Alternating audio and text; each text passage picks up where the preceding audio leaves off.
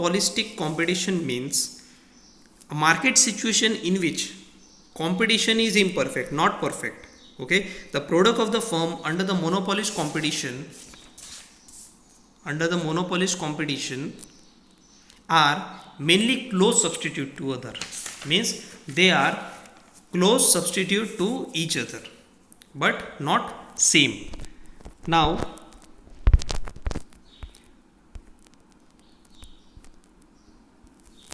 various features of monopolistic competition. Various features of monopolistic competition. There are the large number of producer or sellers. Yes. It deals with a differentiated product. Yes. There are free entry and exit of the firm to the market. For the monopolistic competition, there is no association of the firm, means there is no unions of firms or companies.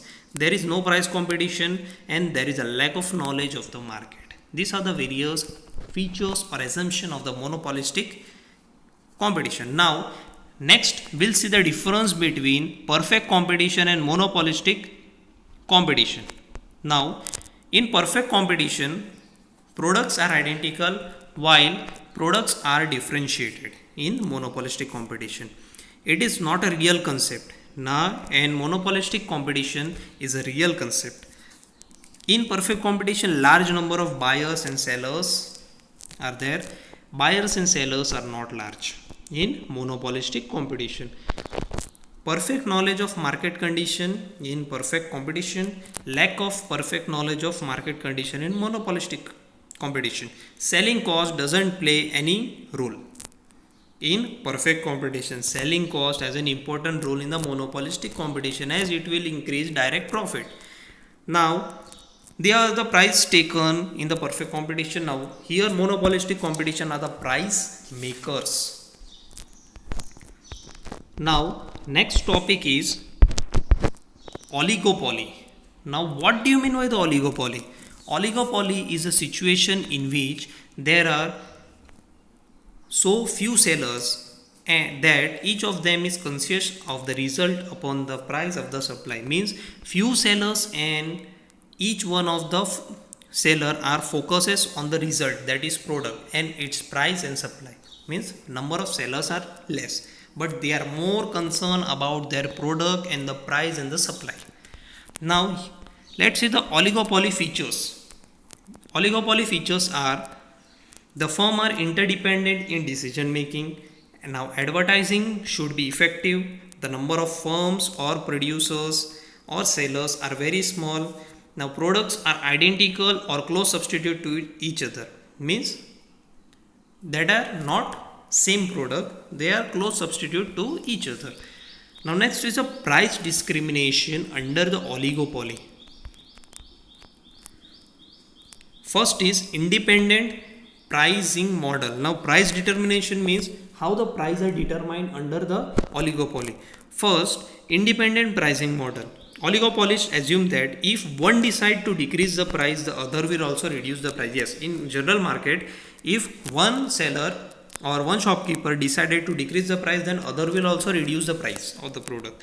But sometime if one increase the product, other will not increase. Yes, because due to the possibility of losing the customer, he thinks that if he decrease if he increase the price, then customer will lose. So here the price determination is independent and not depend on other sellers.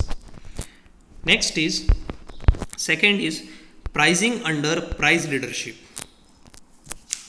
Here the leading firm determines the price and other follows it.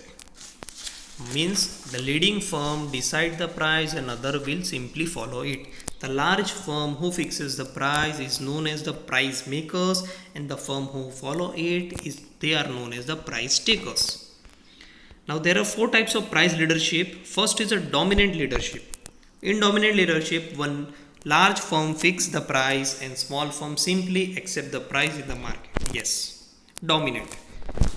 Second is barometric price leadership. Under this situation, one reputed and experienced firm fix the price and other will follow. Means reputed organization or reputed firm will decide the price and other will simply follow it in barometric price leadership. Aggressive price leadership. Here, one dominating firm fixes the price and they compel all other in the industry to follow the price. Effective price leadership. Under this condition, there are small number of firms in the industry which decide the price. Third step is price output determination under price leadership. Now, there are two firms X and Y in which the cost of production of S is less than that of Y and the products are identical. Means the price output determination is based on output